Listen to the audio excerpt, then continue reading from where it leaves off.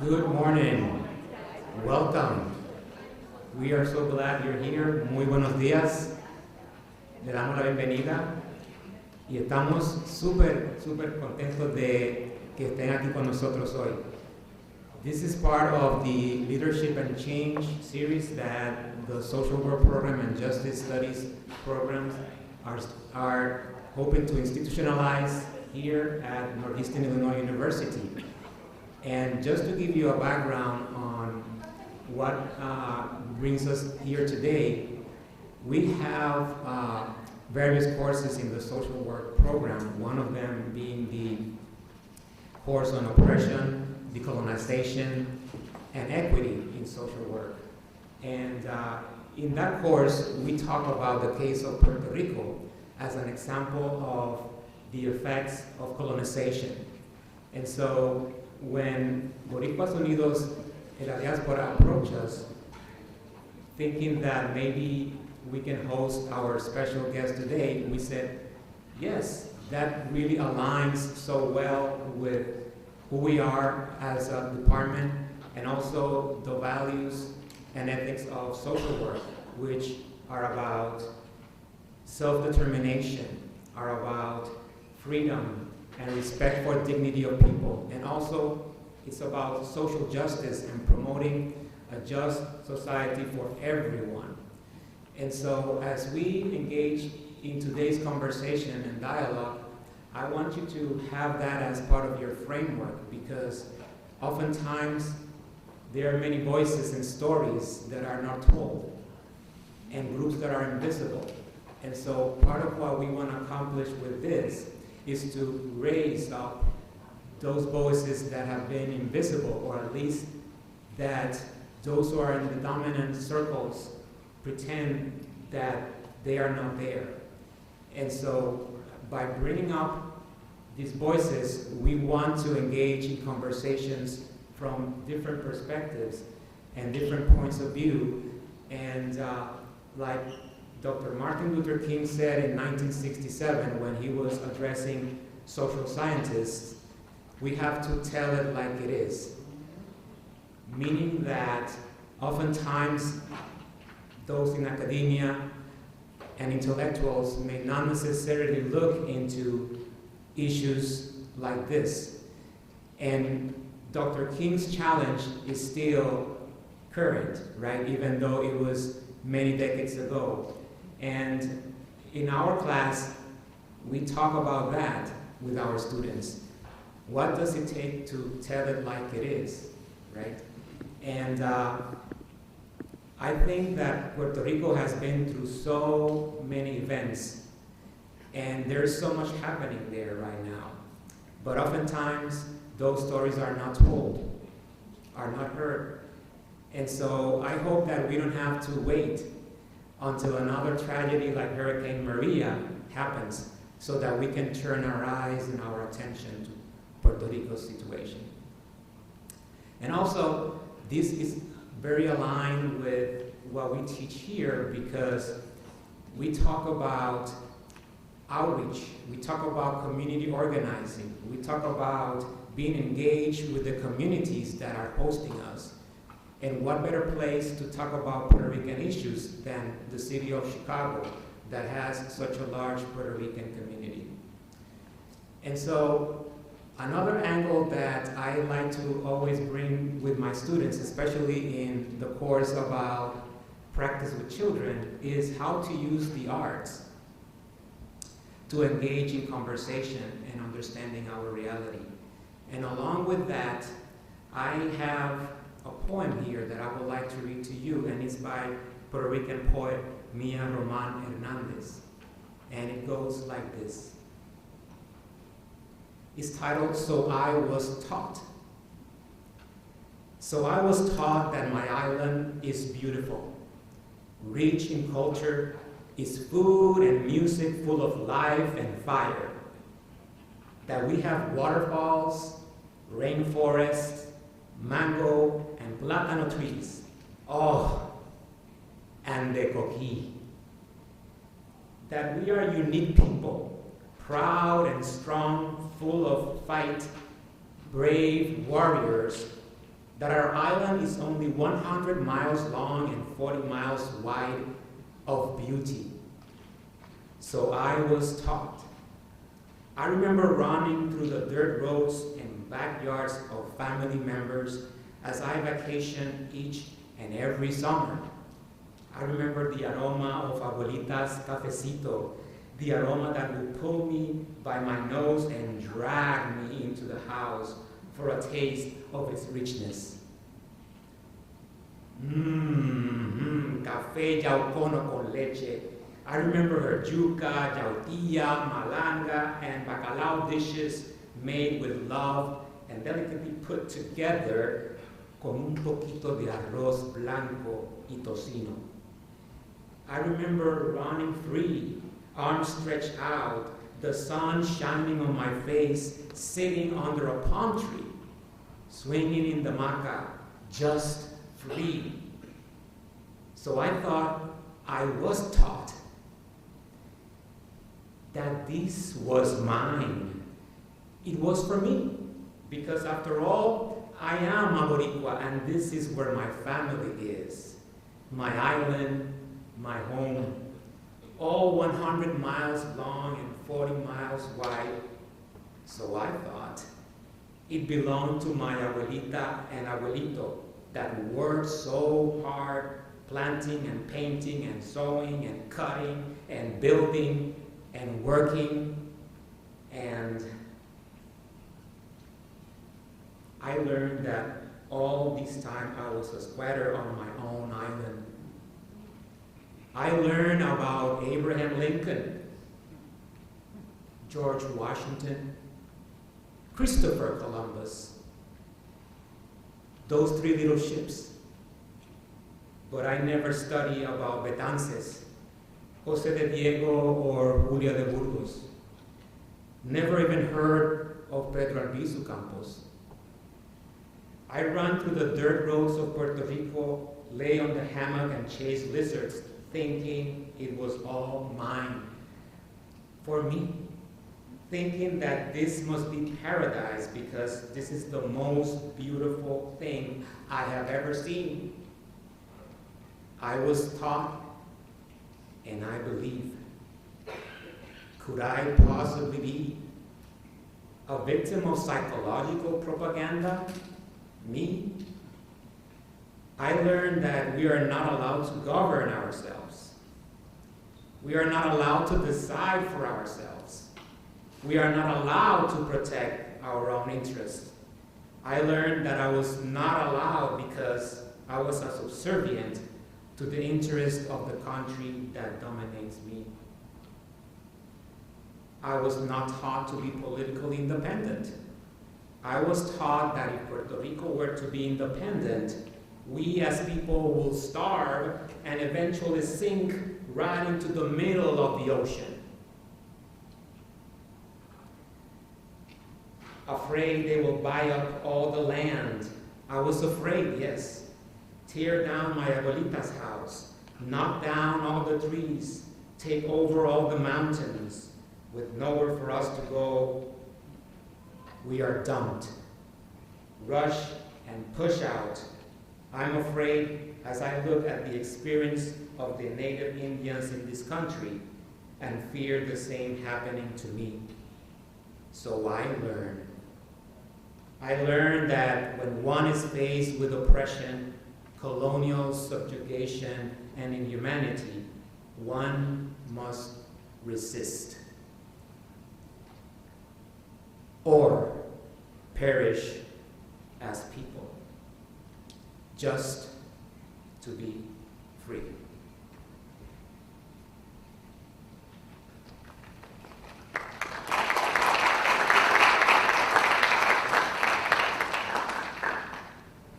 And it's in those words that the themes for today's talk resonate with. It's about speaking for our own location and from our own experience, and tell the stories that sometimes seems like they're being buried deep down. But here we are, And we're so glad that you're here. And we invite you to pay attention to what our guest speaker is going to bring today. And let's engage in some critical thinking. I tell my students, do not be conformed with what's above the water. Sometimes you have to go deep, even though that may be scary, right? But you will find a lot of things and treasures there. And so let's continue this conversation, and I assure you that it will be very interesting as we speak. But I also would like to acknowledge that this event was not possible if not for the great effort of a great team of people. I want to acknowledge Maria de la Torre from Justice Studies, who welcomed these ideas since the beginning.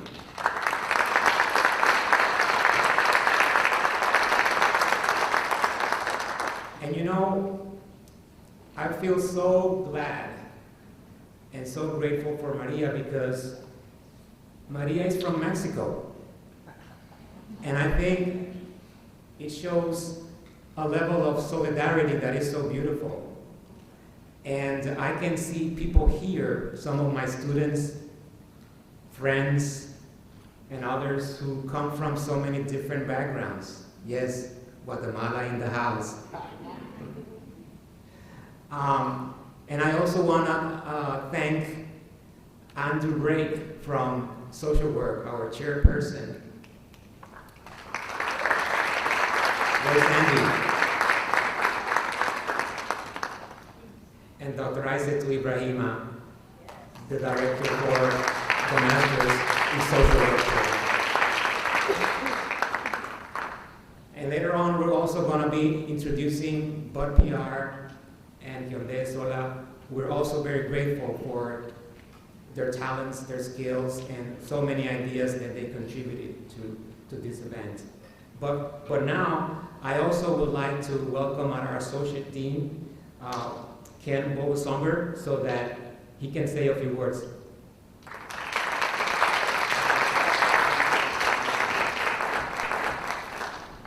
Thank you, Noah.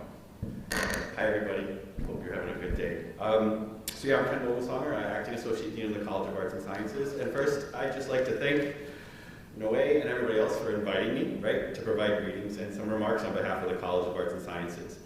As a Hispanic serving institution committed to the values of empowerment through learning, community, and integrity, we are pleased to welcome Dr. Juan Dalmau to this Leadership and Change series hosted by Social Work and Justice Studies in the College of Arts and Sciences. I mentioned the NEIU value of empowerment through learning because in reading about Dr. Dalmau and the presentation he will give today, it was very clear to me that what we'll learn today will provide us with facts, perspectives, historical information that will empower each of us to engage, re-engage, or continue to be engaged in the many issues surrounding Puerto Rico, whether those are colonialization, sovereignty, the impact of natural disasters, the economic crises, and then to learn how all these factors contribute to the current historical moment that we hear about in Puerto Rico. And as an aside, I mentioned the university values of community. And I want to talk a little bit about how empowerment through learning and community can be related. My own sort of learning about issues in Puerto Rico comes from community here at NEIU. About a year and a half ago, I was lucky enough to have a student in my class, who happens to be sitting here, Javier, right, who expressed passion, right, and expressed this real dedication to some of the things that you'll hear today. And it's through the community I built with him, right, in that class, that I was able to learn more about what we'll hear about today. And I'm just very thankful that I had that opportunity, right, to learn from him, right, to be empowered through that learning, and that now my journey continues, right, as I continue to try to learn more and to try to understand. So that's kind of why I just wanted to bring up those values. I don't want to talk for too long, but you know, at NEIU we are lucky enough to work with many people, students, faculty, staff, administrators, that are members of marginalized and historically excluded or silenced groups, as Dr. Mojica talked about. The richness of the diversity, right, and thought are that are presented, right, are part of what makes NEIU the institution that it is. One that lifts up members of these groups, provides avenues for voices to be not just heard, but listened to, and is proud of who we are and what we stand for. The Leadership and Change series and today's presentation exemplifies all these things, and we are very grateful that Dr. Dalmau was able to join us today. Excuse me. So on behalf of the College of Arts and Sciences, please join me in thanking him for his important work on behalf of the people of Puerto Rico and for taking the time to join us today to share his work and his story. I hope you all have a wonderful day.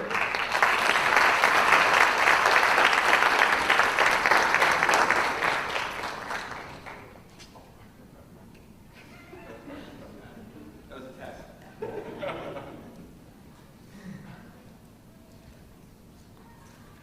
Thank you, Ken, for those words. And definitely, I feel very proud of being part of this institution, for I have such talented, brilliant colleagues. Some of them are here, and how they have embraced my own identity as a Puerto Rican, where I can be myself and I can talk about the issues that are really important for us Puerto Ricans, but for all of us, because yes, you may be Puerto Rican, you may be Mexican, you may be Guatemalan, but we have a lot of things in common, and I think that's part of what brings us here today. And as I was saying before, we have such dedicated collaborators and partnerships in this venture. And so I would like now to ask Alberto Medina and Xavier Morales Green to come up here and also talk about what they do from their own perspectives and their own organizations.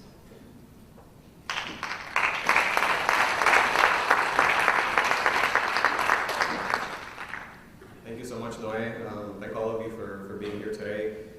I'll be brief because I want you to have as much time as possible hearing from our guest, Juan Dalmau. But I'm happy to take a few minutes to talk about our organization, Boricuas Unidos en la Diáspora, or Puerto Ricans United in the Diaspora, about what we do, why we do it, and perhaps even how you might help us do it. First, on behalf of our organization, I really want to express our gratitude to NEIU for partnering with us on today's event. It's still far too common to approach institutions in the United States and say, I want to talk about Puerto Rico, and for the response to be, no thank you. So, the fact that NEIU enthusiastically said, yes, absolutely, let's do this, and helped organize this event, I think is a real credit to the university and to its commitment to education and action on important issues. I would especially want to thank Professor Noé Mojica and add my thanks to his thanks of Andrew Brake, Iset Ibrahim, and Maria de la Torre for their leadership, and I'm sure many others who worked behind the scenes on today's event. I also want to thank the students of Kemde Sola. It's always wonderful to see the next generation of Puerto Ricans stepping up and leading. And I want to thank some of my colleagues, Mirari Fernandez, Escuela Senador Abraham, Maximino Rivera, and Ayun Medina, who no relation, but we share that last name, for their support. And of course, to Dr. Juan Dalmau for joining us today and this weekend in Chicago. It's an honor to share a stage with Dr. Dalmau, who's an extraordinary leader in the Puerto Rican independence movement. His efforts and the efforts of other leaders and organizations really fighting for sovereignty and for progressive change in Puerto Rico inspire what we do here in the United States. So Boricuas Unidos en la Diáspora is a national advocacy organization of Puerto Ricans in the U.S. working toward a free, just, and prosperous future for our beloved homeland. We educate people throughout the U.S. about Puerto Rico's colonial status, about its consequences on Puerto Ricans' everyday lives, and the urgency of taking action on this 125-year-old injustice. We organize both Puerto Ricans here in the U.S. and American allies in this struggle, wielding our power and privilege in a way as U.S. residents to try to affect change and move the public conversation and pursue political change on this issue. And while we engage with partners and communities on a number of issues that affect Puerto Rico, our ultimate and primary goal is to end our nation's colonial status. And one of the things that I think makes us unique in the United States is that we make no bones about how we think it should end. We believe in independence, not just decolonization or self-determination, but independence. And just as importantly, we believe that you should believe in independence, and that you should actively support it and help us achieve it. And that goes for every single person in this room, no matter who you are. If you're Puerto Rican, whether you were born on the island, here in Chicago, anywhere in the world, or as the great poet and independence leader Juan Dalmau said, even if you were born on the moon, aunque nacieras en la luna, you are, this is your struggle. You're part of the Puerto Rican nation, a nation that's been divided geographically, often by the very consequences of colonialism, but that can and should be united in demanding an end to Puerto Rico's colonial status. If you're from, or you trace your heritage to, any country that was ever a colony, which, by the way, is not just most of the nations on earth, but also this one, we think this is your struggle too. Few countries in the world, again, including the United States, achieved their national sovereignty the way that Puerto Ricans are now trying to do it peacefully. Your ancestors fought and many surely died to liberate your nation from some colonizing empire. So I like to imagine, those patriots who gave their lives sitting in this room with us now, and I think, they wouldn't want us to just listen today and think, well, that was interesting, and then go about our day. I think they would demand our solidarity and our action. And finally, if you're an American, whether you were born here or you've made the United States your home, this may not be your struggle, but we do believe it is your responsibility. The United States, your country, is keeping the Puerto Rican people under political subordination. And your government and politics and society neglect or abet that colonial reality and therefore perpetuate it. So as students, scholars, artists, activists, leaders, voters, citizens, you have the power to change that, and we urge you to wield that power. Organizations like ours, Boricuas Unidos en la Diáspora, will stand with you, and we want you to stand with us so that we can stand up for Puerto Rico together. So thank you so much again for being here today, and I will leave you with Xavier.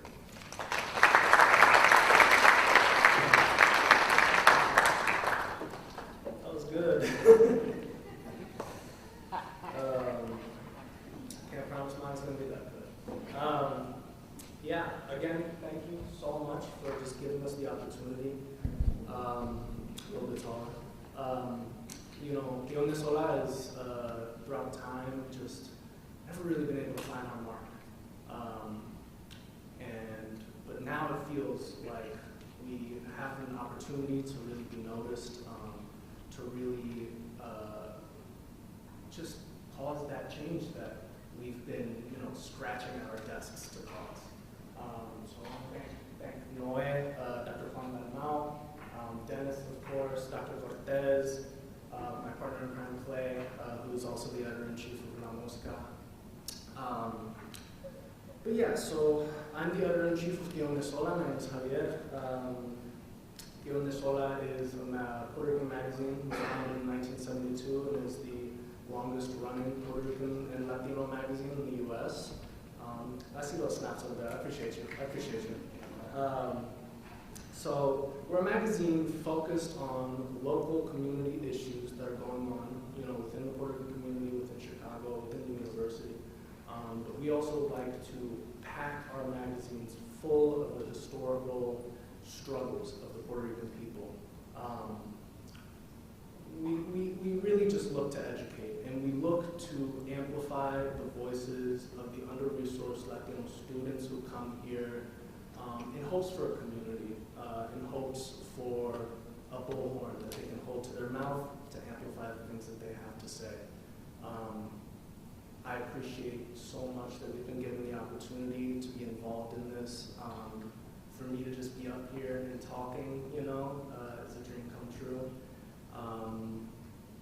And yeah, we're looking for participation. We're looking for any sort of organization or individual participating, just so that we can further press, our list of countless things we want to do. keep it short. Thank you again so much for giving me this opportunity. And I'll hand it over to Mike.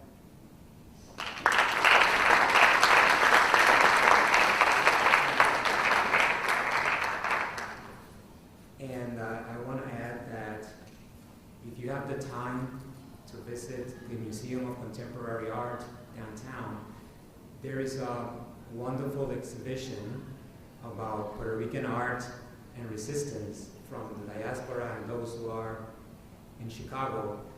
And I was so glad to see that there are some issues of Quionde Sola in that exhibit. So please stop by if you're able and take a look at that exhibition. It's at the Museum of Contemporary Art. But now let's go into what brings us here. And Juan Dalmau Ramirez is a Puerto Rican, 100% Boricua. In 1995, he obtained his BA in Political Science from the University of Puerto Rico. In 1998, he got his Juris Doctor degree, and he was also editor of the University of Puerto Rico Law Review, and he represented the university internationally to establish academic ties between UPR Law Review and other law schools. In 1999, he clerked for the Honorable Jose Andreu Garcia, Chief Justice of the Puerto Rico Supreme Court. That same year, he taught the Introduction to Constitutional Law course at the University of Puerto Rico. The year 2000 was seminal in Juan Dalmau's life and put him on the path that he is still walking today. That year, he got his Master's of Law degree at Harvard University, and when he returned to Puerto Rico, he joined the fight to expel the U.S. Navy from Vieques, and he was arrested for civil disobedience on the island alongside more than 100 other protesters, and he served for 35 days in prison. He has served as a senator in Puerto Rico, and during his term, he wrote many bills to support vulnerable populations against the Fiscal Control Board in favor of Puerto Rico's self-determination and to address Puerto Rico's fiscal, political, and social crisis. He attracts people from every political ideology in Puerto Rico, and here as well, and is very knowledgeable of the complexities of Puerto Rico's colonial status and is an avid critic of the status quo. In his spare time, he likes to spend time with his wife and children, and he enjoys sports and listening to heavy metal music, Metallica, right? And he's currently a professor at the Inter-American University Law School. So that's it. Let's welcome, with a round of applause, Dr. Juan Dalmau Ramirez.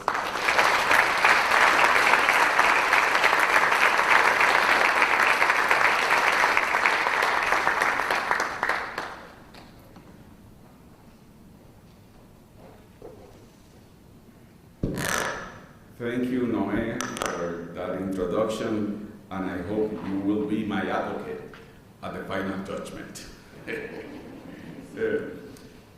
Thank you for the opportunity to have this conversation about Puerto Rico. I want to thank everybody who was here before me, especially Associate Dean Professor Bobel Summer. I guess I get that right. I got that right? Okay. Because we Puerto Ricans are accused of speaking pretty fast, but he won. He won. No, thank you everybody for being here and for this opportunity to have this conversation. First, I have to say, Spanish is my first language. I am Puerto Rican. English is my second language. So if at some point you see me trying to rap words that I don't know, well, bear with me. 80% of the population in Puerto Rico does not speak English. We are a nationality. We have our own history, our own culture, our own idiosyncrasies. We are not I don't want to say Americans, because Americans are all the people that live in America, but as the narrative goes, we are not Americans. We are not from the United States. We are from Latin America. We are a Latin American country, proud of our history, our nationhood, and what we are. That being said, I want to have a conversation about our history in an academic forum. I know I am a political leader. I know what I represent. But I want to provoke critical thoughts about how the U.S. policy towards Latin America and Puerto Rico has constructed a colonial policy that is undemocratic, and basically, in the case of Puerto Rico, for 125 years, we still are the oldest colony in the world. We are. So there's some democratic unfinished business about Puerto Rico. And I want to start with something that probably is not taught in public schools or schools in the United States, which is, it all began with the idea that the Anglo-Saxon men and property owners, white men, were superior. And that's the doctrine of 1845, the Manifest Destiny, the idea that God selected a few people to be superior and to conquer other people that they thought were less civilized, that needed to be taught how democracy and how civilized people behave. So since 1845 and the Manifest Destiny, the U.S. constructed a policy of acquiring territories, first with the Northwestern Ordinance, the idea that they were moving the territories towards the west. And the Native Americans were treated like they were not human beings. They were not people. And the superior people that conquered them treated them as such. But after they conquered all that territory, well, why not keep going? So they conquered Mexico. And they took from Mexicans larger part of their territory because Mexicans, as Latin Americans, were inferior to the superior race that was driven from the doctrine of Manifest Destiny. And then, Spanish-American War, which was the reason why Puerto Rico was conquered. The United States wanted two things, basically, at that point. At 1898, they wanted access through a canal in Central America so they can move their merchants and the economic products of the United States to Asia, not having to go all the way around South America. So they needed a canal. That was something that was brought up by the US government since the 1850s. But in the 1890s, it was a possibility. And that was the idea of the Panama Canal. But they needed protection, military, geopolitical, presence in the Caribbean to protect their interest in such canal. So when the Spanish-American War, what the US policymakers call the Splendid Little War, was won, They recognized Cuba's sovereignty, of course, later on with the Platt Amendment. They took control by some kind of military power over Cuba as an independent country. But with the Treaty of Paris, Puerto Rico was ceded to the US as a property. But there was one little problem. There was more than 1 million inhabitants in Puerto Rico with a different culture. What a lot of people of the US policymakers thought were inferior people. What to do with Puerto Rico? Well, first of all, 2 years of military government. Then the idea of a civil government, but the governor was appointed by the President of the United States. The control of Puerto Rico was in the hands of the Department of War. And then came the US Supreme Court. And this is another point, another kind of point. The United States Supreme Court addressed by 1901 to 1904 a series of cases, or judicial cases, that are known as the insular cases. They had to address the issue, what do we do with territories that we don't want to be part of the United States? So the question was, does the Constitution follow the flag?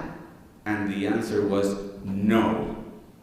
For the first time, the US Supreme Court distinguished what was with the Northwestern Ordinance, the idea of acquiring territories to be states of the United States, to having territories that were not meant to be part of the United States.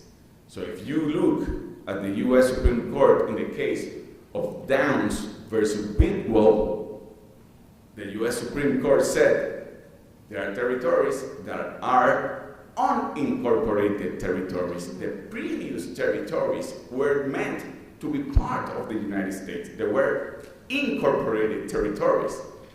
But Puerto Rico, Philippines, and the other territories that were acquired by the Spanish-American War were not meant to be part of the United States, and the concept and the doctrine of unincorporated territories became to effect.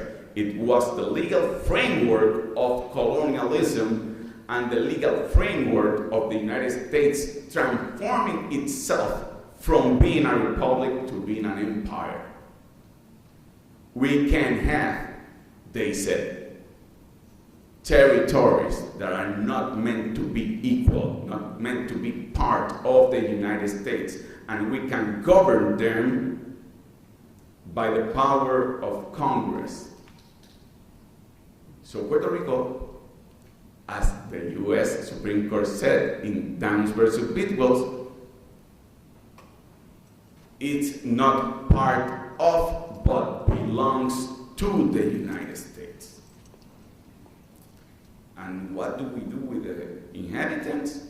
Well, we will recognize them fundamental rights of the Constitution, but not all the rights. That's the cornerstone of the colonial policy of the United States towards Puerto Rico. Philippines acquired later on their independence.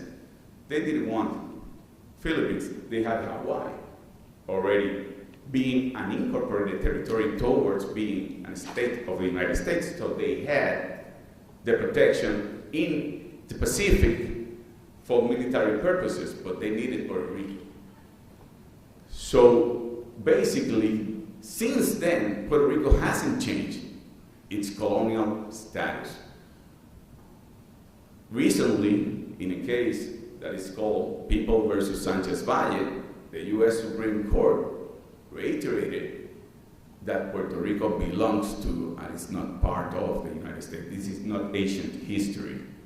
Actually, that's why a new act called Promesa, which is ironic, which is like promise in English, but in practice and reality is more like a punishment. They establish a new form of colonial government. Right now, a financial oversight and management board controls and has more power than the constitutional powers in Puerto Rico.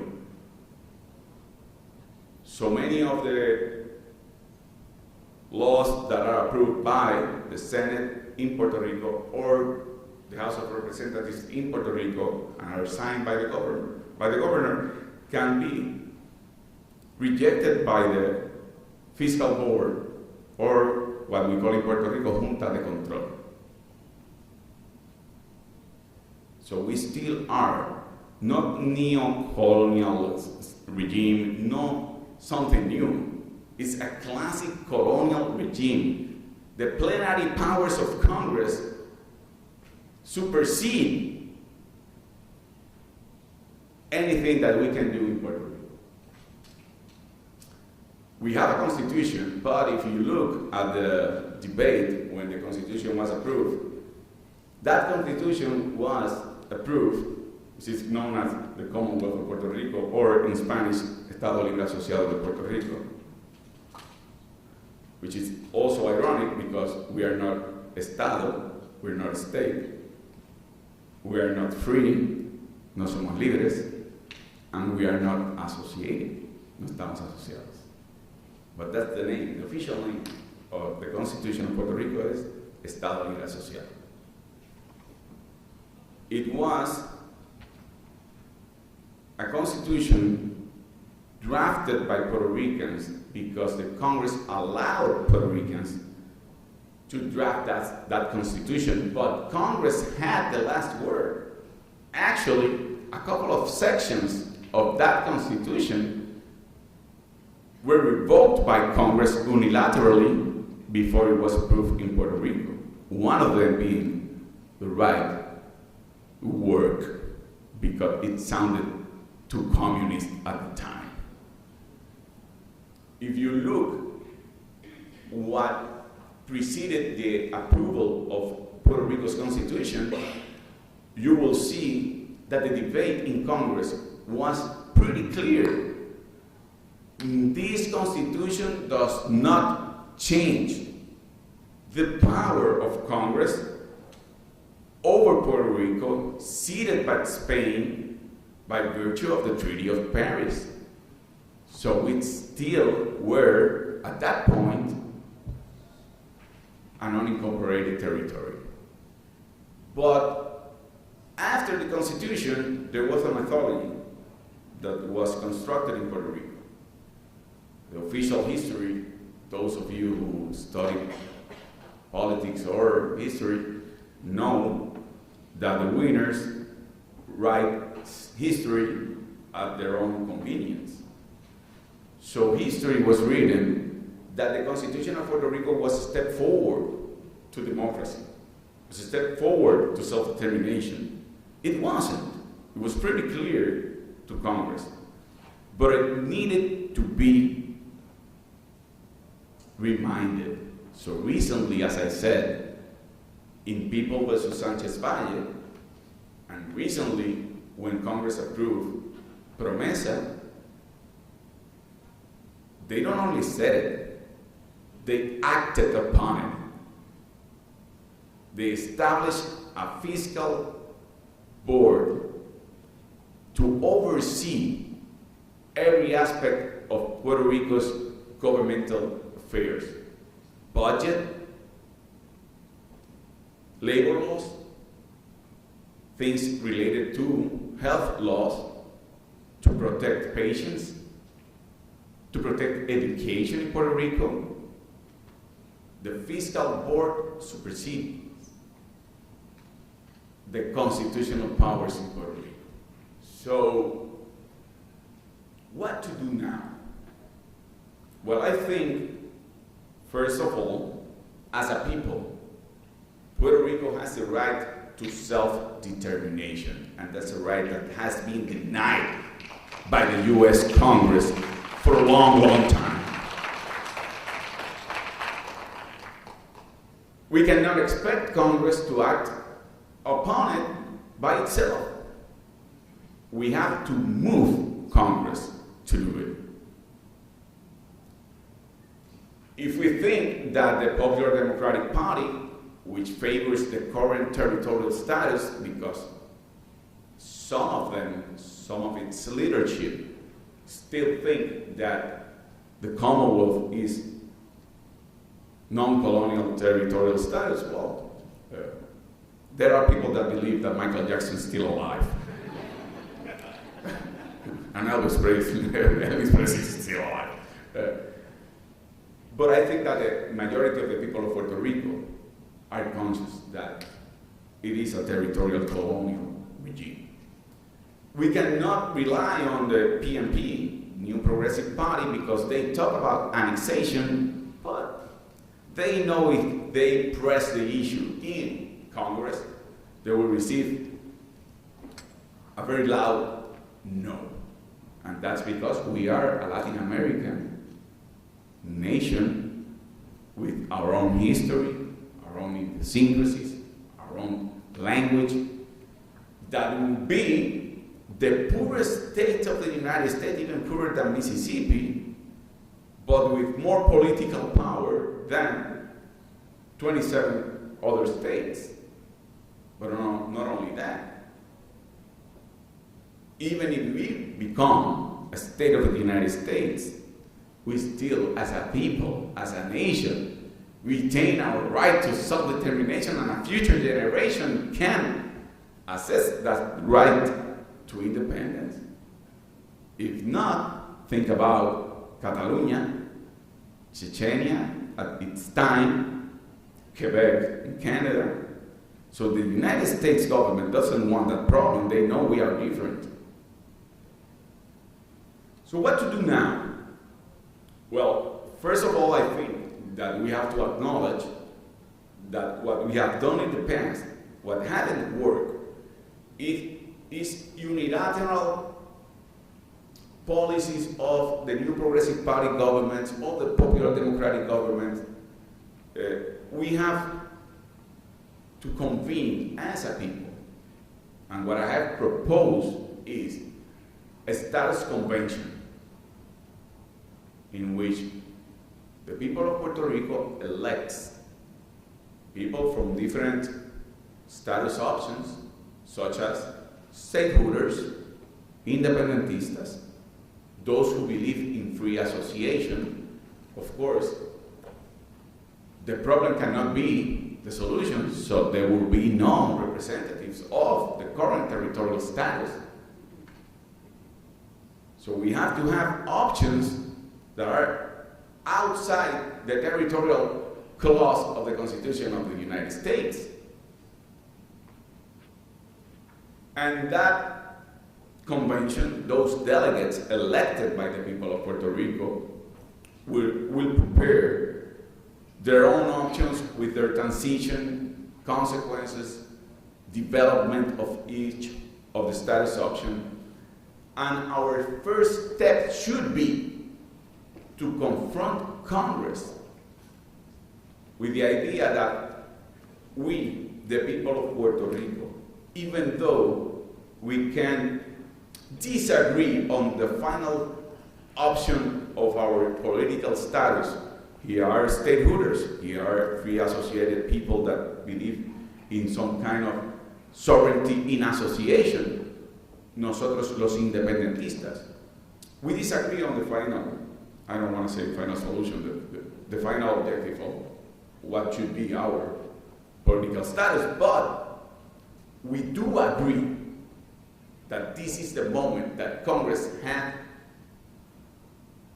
to say if statehood is an option, annexation is an option of a Latin American country of near 3 million people, territorially separated from the United States, that will become the poorest state of the United States, and will have more political power than the 27 states of the United States, and that will keep their right to self-determination for in the future. Mind you, they could ask or demand their independence. And the last time that happened, as far as I know, there was a civil war in the United States. Once you're a state, you're not living. Or free associated state. What are the conditions to be associated to the United States? There is Micronesia, there are Marshall Islands, but the United States should say these are the conditions of the association. In the case of independence, international law recognizes independence and sovereignty as a right. Y ahora sí que voy en español. Es un derecho inalienable. Inalienable right, is that a word? Which means it cannot be denied. Once a people, a nation, demands its sovereignty, it cannot be denied by the administrative power, metropolitan power, or imperialist power.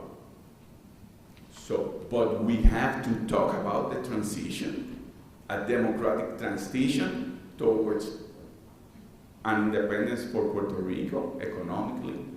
What's going to happen with the people of Puerto Rico that lives in the United States?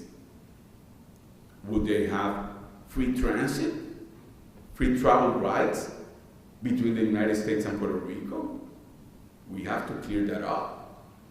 What's going to happen with the citizenship? Are we going to recognize reciprocity rights? If you are born in Puerto Rico after independence and you are a Puerto Rican national, but you travel to the United States, if you're going to be recognized with the same rights, and vice versa. What I'm saying, I'm not making it up. Between 1989 and 1991, Senator Bennett Johnston presented the Senate Bill 712. It was the first acute assessment of Congress towards Puerto Rico and its status. And in their reports, they recognized the idea of reciprocity, of citizenship, that those that are right now citizens cannot be stripped of their citizenship, of a transition economically of 15 years. I mean, this is nothing that I'm making up. You can look it up. It was known as a Johnston Bill between 1989 to 1991. The problem was, at that point, still, the corporations that benefited from the 936 section lobbied against that bill. And of course, the US Navy, they still got a lot of military interest in Vieques and Roosevelt Roads in Ceiba. But that's not the case anymore. So we can have this conversation in a realistic point of view. So Congress has to respond how the transition towards independence is going to be. It has to be a transition which is of mutual benefit for the United States and for Puerto Rico. But the idea that because the Puerto Ricans cannot get their act together, and that's why Congress hasn't acted upon its responsibility of decolonization, is that, I'm not going to say the word, we are in an academic forum, but you know the word. It's not true. Puerto Ricans have had important consensus on political issues about our status, but it wasn't of the best interest of the metropolitan power of US Congress.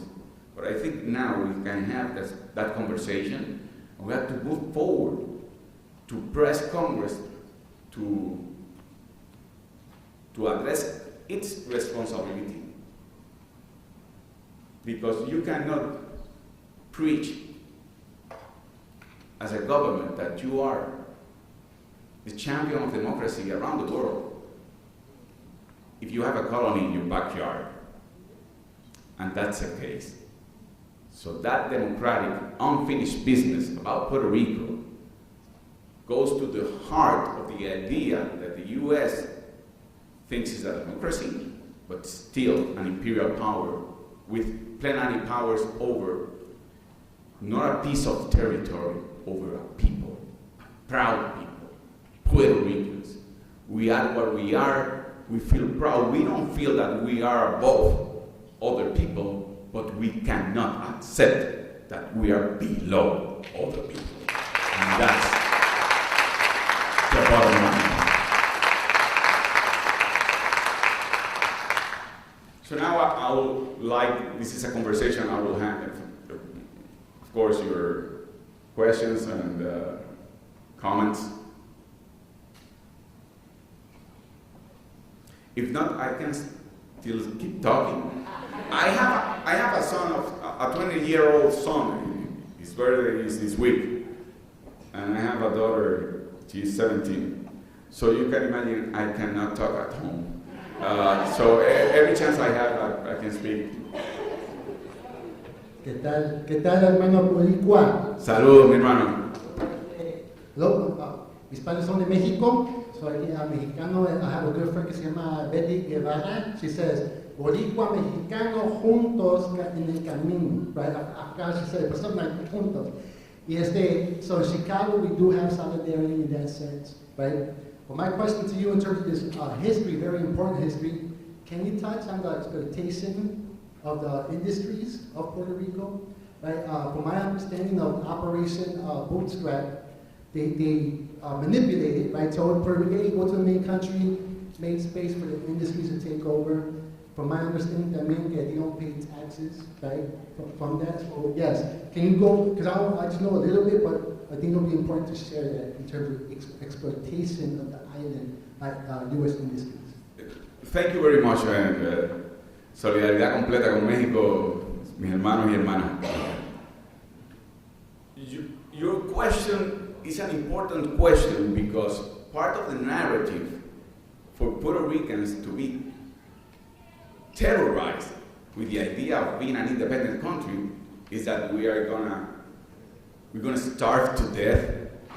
I mean, roads are gonna be rolled by the U.S. government, and sugar cane is gonna like spontaneously go up, and we have to cut cane, and you know how it is. Of course, Fidel Castro is gonna invade us through Luquillo, Hugo Chavez in Aguadilla. Of course, they are not with us anymore, but there are still people in Puerto Rico that use them as an argument against independence because they still in the Cold War narrative. So your question is very important because why do you think that the U.S.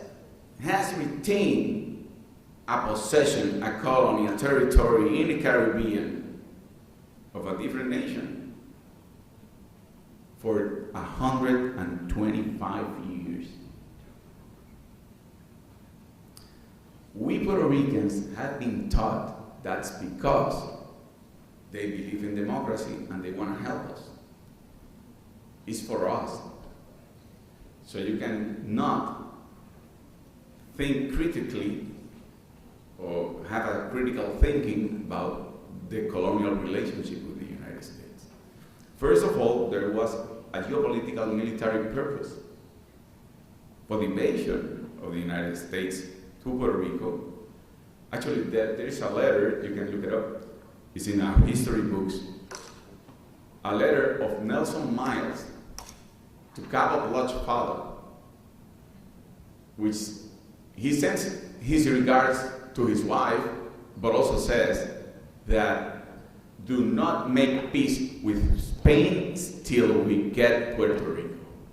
They had that in mind with the Spanish-American War. They knew what Puerto Rico was good for. It was good for a geopolitical military purpose and for economic purposes. And now, 125 years later, I'm going to answer your question.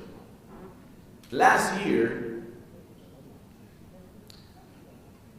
the U.S. government sent to Puerto Rico $11 billion on assistance of U.S. funds, of U.S. dollars, of U.S. taxpayers' money. That's a lot of money. But we have to clarify some things. Of those $11 billion, $6 billion are from purchases and services. For example, veterans, those in Puerto Rico that are part of the military, they have benefits, not because it is a gift from the US government, it's because they signed a contract to serve the US military, and as part of the contract, they receive payments or services from veteran hospitals, etc. Social Security, is it a gift? Nah. They take it from our work. They take it from our check. So $6 billion, FEMA, que de paso han pagado muy mal después de María. They have paid pretty badly after Maria, but FEMA is a fund that takes from interest rates of securities and mortgages. So it's not a gift. $5 billion are social assistance. In Puerto Rico, they call it ayudas. Ayudas. $5 billion, still a lot of money. A lot of money. But let's ask the question on the other side. How much money does the U.S. economy received last year from purchases and services of the economy of Puerto Rico? $64 billion, more than 10 times social assistance, 5 times, more than 5 times of all federal grants, even those that are rights acquired by services or by payments that people do. It is a great deal for them. $64 billion. And they still call us lazy.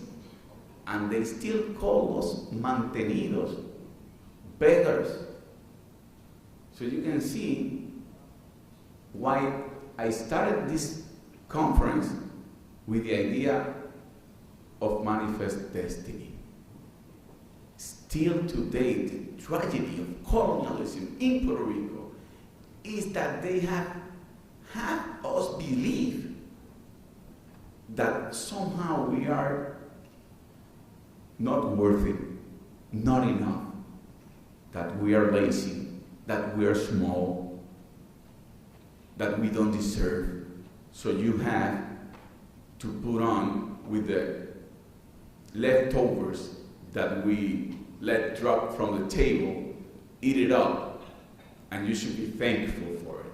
So your question goes to the heart of how, as a people, they have stripped of our humanity, of our sense of a people, of an individual. The idea of freedom is something that a lot of people in Puerto Rico still don't move forward to, because They are scared, they don't feel they are good enough, and it's terrible because the reality is that it is a great deal for the United States. The good news is that things are changing, and people have, after Maria, they saw the anemic response of the United States government towards Puerto Rico, and we helped each other.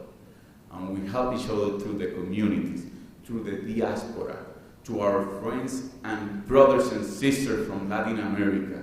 They lent a helping hand, not Donald Trump throwing paper towels to the people for opportunity.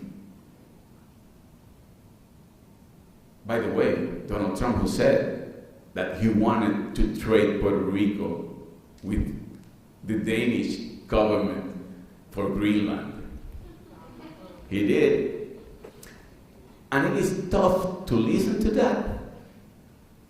But he was right in the idea that constitutionally the United States can trade a property under the territorial clause. That was what the U.S. federal court said in the insular cases and was reiterated recently in various cases. More known is the case of People versus Sanchez Valle. So I'm pretty grateful for having this opportunity to have this conversation because it is uncomfortable, but it's a conversation we have to have, particularly for what I'm about to say. I'm sorry, you just opened the door. There is confusion in some progressive minds and people that Puerto Rico, yes, is a colony. Yes, the United States should respond to their responsibility to decolonize Puerto Rico, constitutionally to dispose of the territory, as the Constitution of the United States said. But they think, and some of them have said that then they should become a state. And that is a great mistake. The issue of Puerto Rico is not a civil rights issue. This is not the issue of African Americans and Rosa Parks when she sat in the seat on the front of the bus. She did it because she wasn't a descendant of Africans that were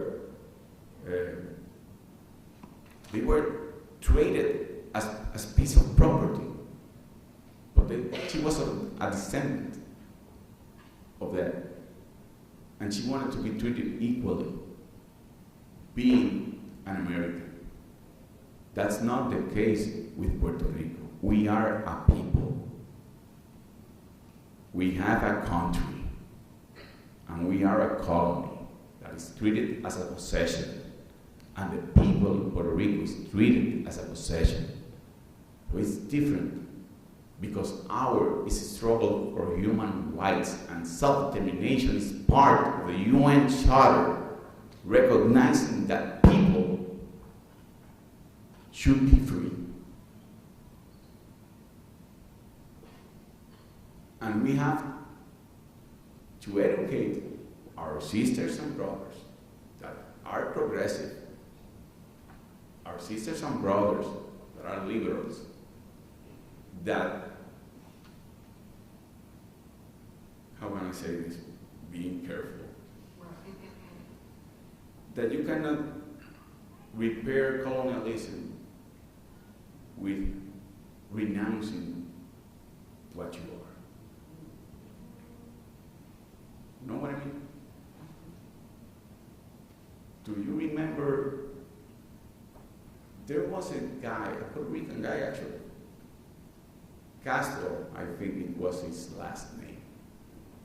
It was horrendous because Castro took 3 little girls from the ages of 7, 9, and I think 10 years old. And he kept it in the basement of his house. And he abused them, beat them, made one of them even had an abortion by violence, hitting her. It's terrible. One of them escaped after almost 10 years in captivity. One of them escaped, the older one. Some people in the media said, why'd she waited so long? She didn't know better. She was afraid. She thought she was going to die. And she was looking for the other ones. But the idea that someone would propose as a remedy of being kidnapped, well, you should marry him. That's not an option, right?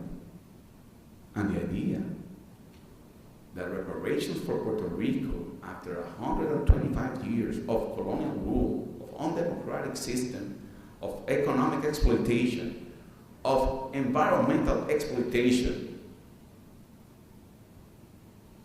is to become a state. That is not an option. And that's why we have to have this conversation. It can be uncomfortable, but we have to build the road for a civil discussion about how Puerto Rico, as a nation, as a people, will become an independent country, not to be against the United States or an enemy of the United States. It's not that. It's to be part of the world. We deserve that. Is there another question?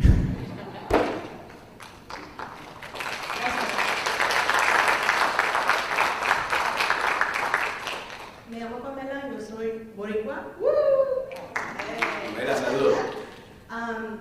So I'm an adjunct instructor here in the Counseling Education Department. I'm a therapist, mental health therapist, and I'm just about to finish my PhD. Congratulations. So that I could move my family back to Puerto Rico and support my island. My goal. I write about this because every Hispanic Heritage Month, I write a lot for Latino newspapers in Chicago and Chicago area. And I talk about the mental health implications of what being a colonial place has done for our people, has done for all Hispanic people. This is our history as all Hispanic people. This has happened to us. And so a couple of years ago, I wrote about my grandfather in Puerto Rico, mi abuelito. He was 5 years old and forced to work on sugarcane plantations in Puerto Rico. And for nothing. And my grandparents were orphaned, and everything was taken away from them. And years later, he had 18 children with my grandmother. We're rebuilding, that's what I said. We're rebuilding. And I talk about intergenerational trauma and what that has done for our people. And there's a lot of social workers here. We're family, don't worry, social workers, counselors and social workers, we're family.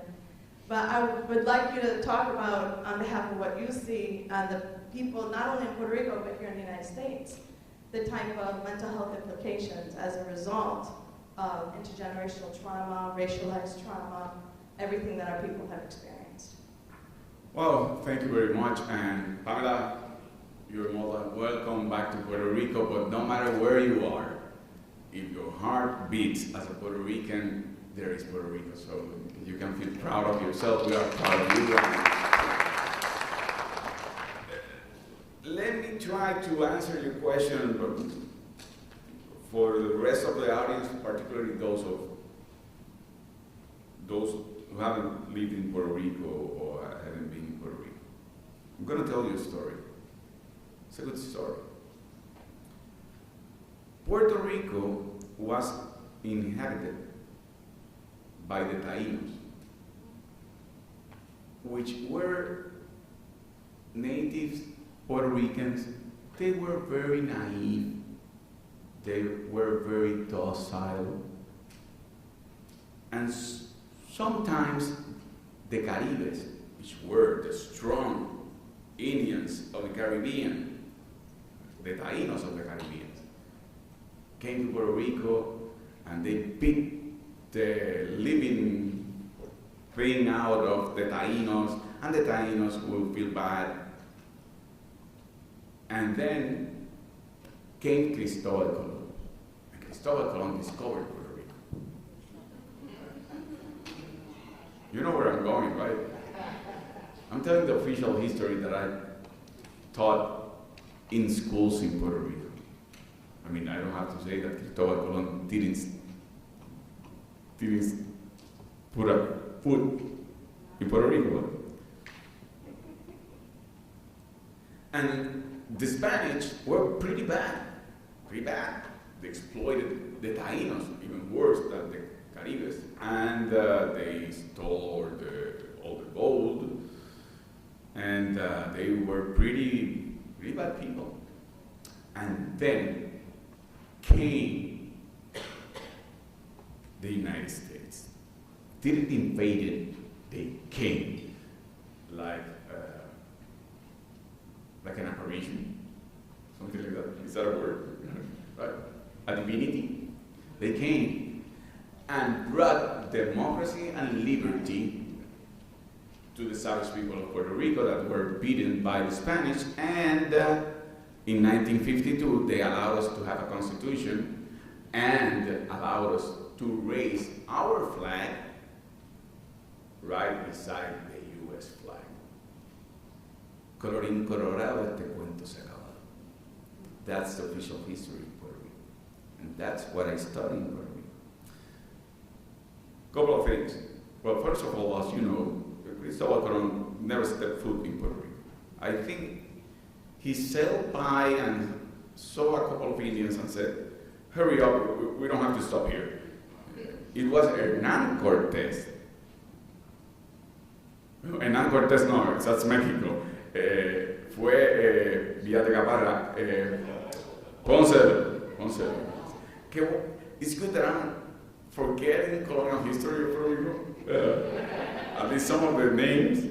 Ponce León colonized Puerto Rico. And the United States invaded Puerto Rico, as I said. I'm not going to go through that. But there is something that I want to tell you about the mentality and the mental health in Puerto Rico as a people. What we know as our Puerto Rican flag, you probably have seen it in a couple of pictures. That flag was designed in New York by the revolutionary Cuban movement for the independence of Cuba. They were Puerto Ricans collaborators because they thought that if Cuba attained independence from Spain, Puerto Rico would be next. So they worked together. That's why the Cuban flag is similar to the Puerto Rican flag.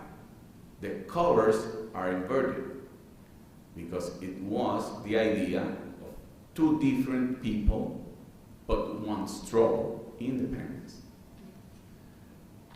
And then the Spanish-American War came. And Cuba attained independence under protectorate, and Puerto Rico was ceded to the United States as a property.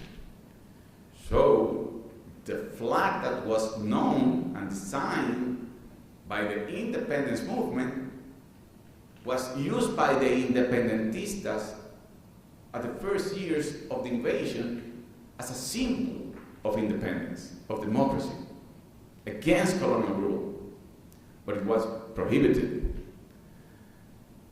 Years later, the Nationalist Party, under the leadership of Pedro Albizu Campos, I saw him in one of the pictures, when they presented themselves in the ballots, it's not el emblema, it's not signed, it's like El emblema, la figura, what they used as a symbol of the Puerto Rican Nationalist Party was that flag, but it was prohibited. Then, in 1952, the US government, with the colonial government in Puerto Rico, used the symbol of the independence movement to baptize the legally recognized colonial regime of Commonwealth or Estado Libre Asociado. But still was prohibited. So people that had the Puerto Rican flag in their houses or in their cars or in meetings, public meetings, they were arrested, they were persecuted. It's been terrible for the Puerto Rican people. But it gets worse. And this talks about mental health. You all know, I guess, the US national anthem. When the poet looks through the bars of the cell and still see how they are bombing, and the red glare and the sparks and the bombs, but still the flag of the United States is there, resisting, being. That's a great national anthem.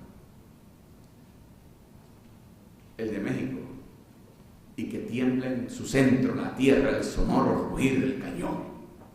It's a great national anthem. You know where I'm going, right? You know the Puerto Rican national anthem? It's a celebration of the Spanish colonial regime.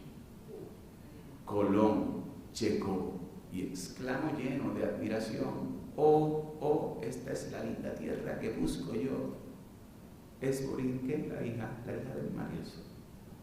It's the only national anthem that I know that is a celebration of colonialism, not a national historical epic that feels like we've been robbed even of that.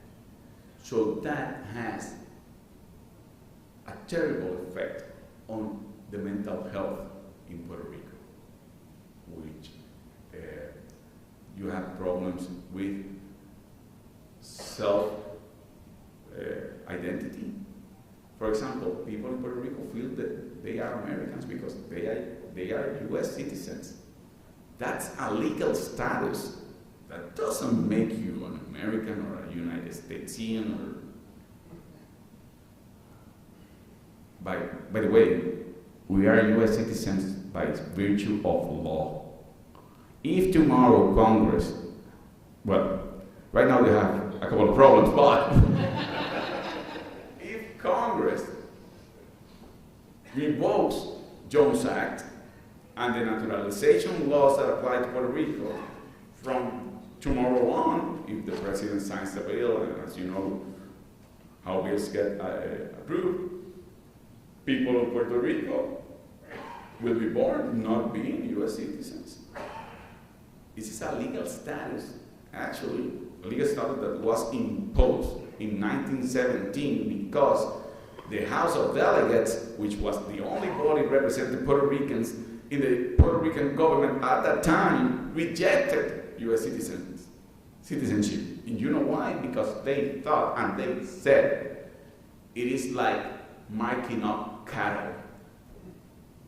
You are making us citizens, but we are not an incorporated territory, we are not a state, and you are not recognizing our right to independence. You just want to keep us under colonial rule, but you want to mark that cattle so you have more power in the Caribbean, you have more geopolitical, military power over the Panama Canal, etc., etc.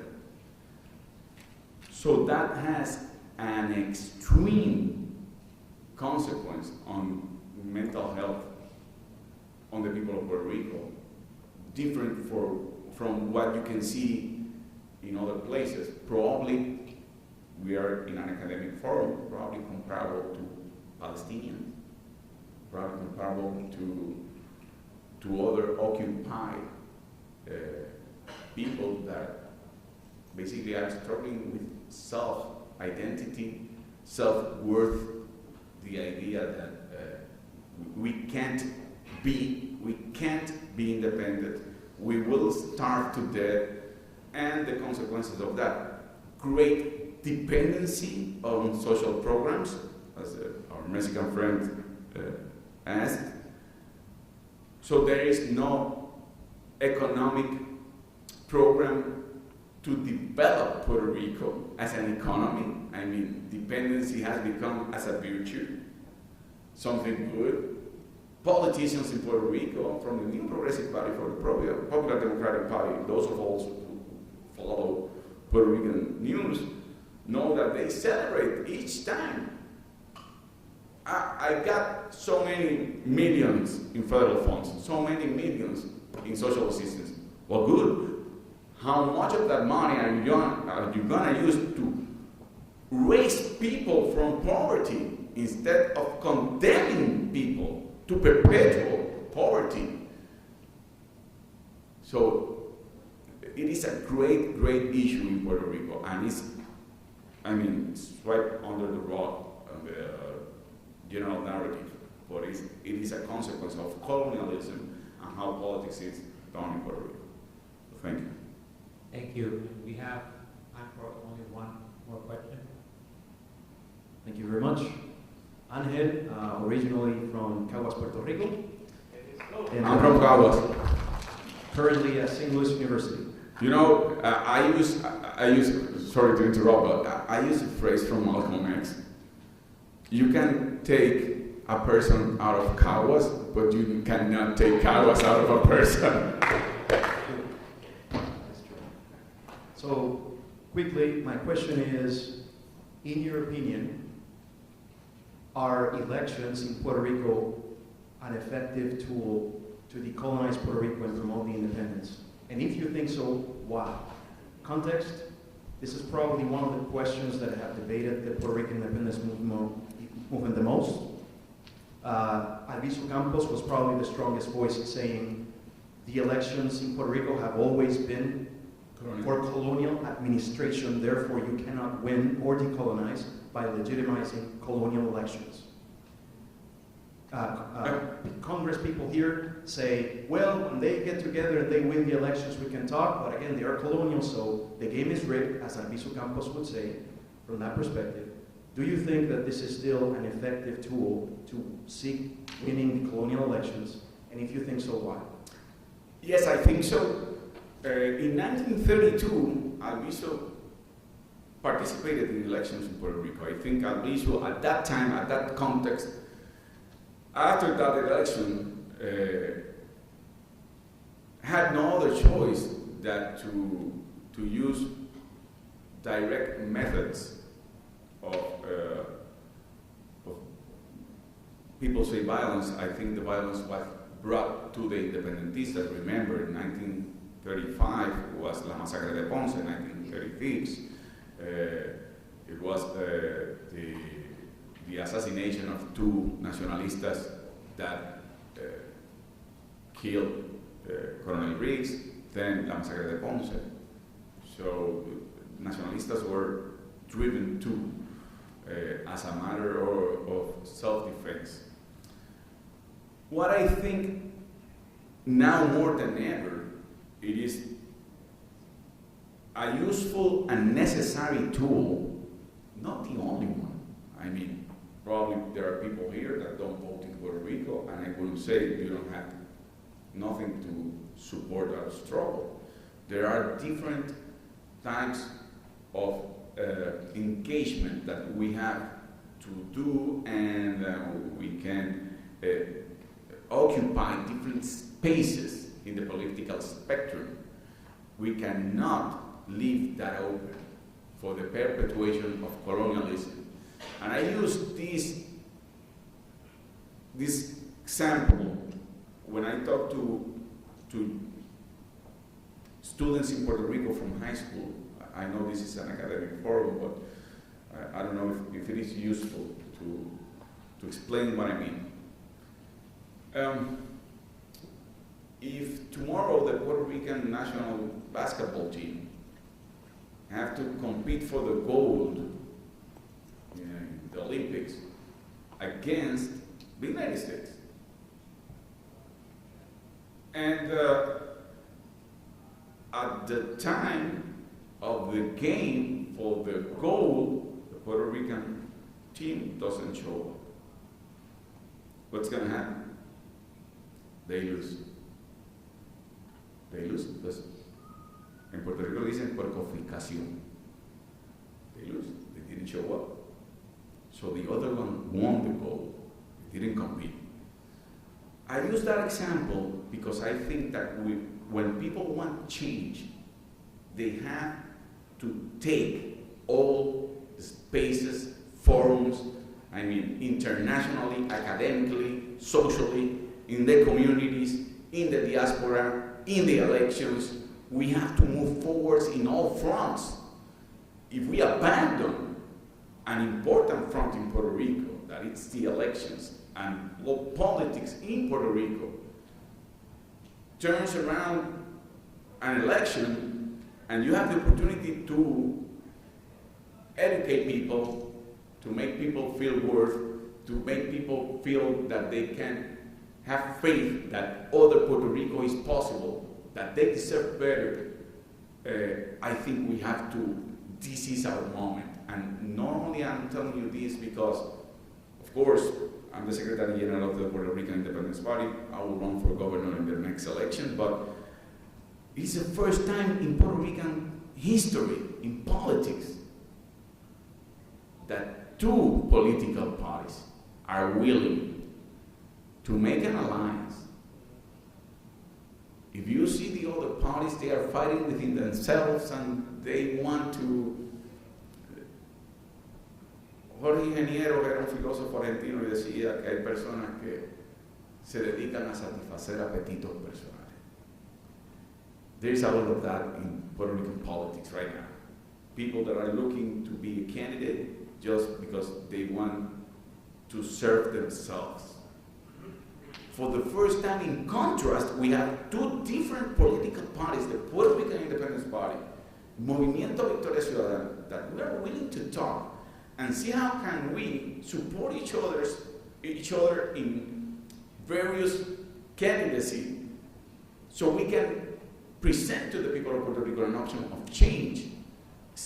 It's unheard of in Puerto Rico, because in Puerto Rico we had something in the electoral law that permitted, that allowed political parties to have the same candidate to a position. But that is prohibited right now. So we have to do something different, and we are willing to do that.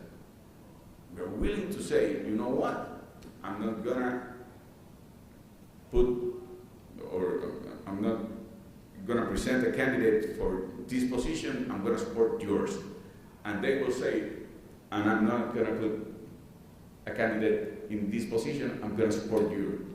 That has never happened in history of Puerto Rican politics.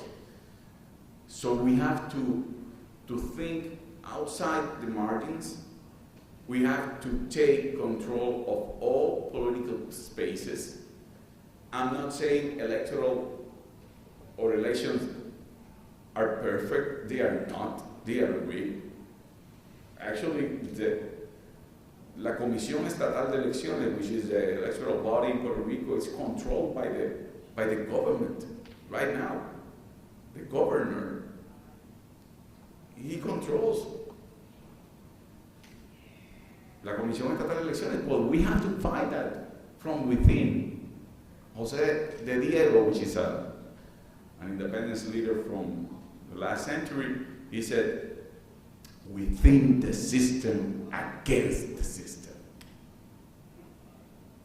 So it's something we have to do, because we have to take all the places and all the spaces. If not, we were gonna lose, and they're gonna control, and they're gonna win, because we didn't show up. we have to show up every time, in every place, and take our message to educated people. Well, thank you for the question. Thank you very much. Thank you.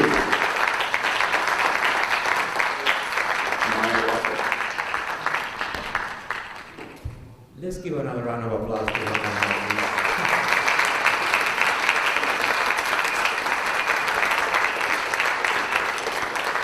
And I hope that if you didn't know that much about Puerto Rico, that you are leaving this place with more curiosity to be involved and learn more about what's going on.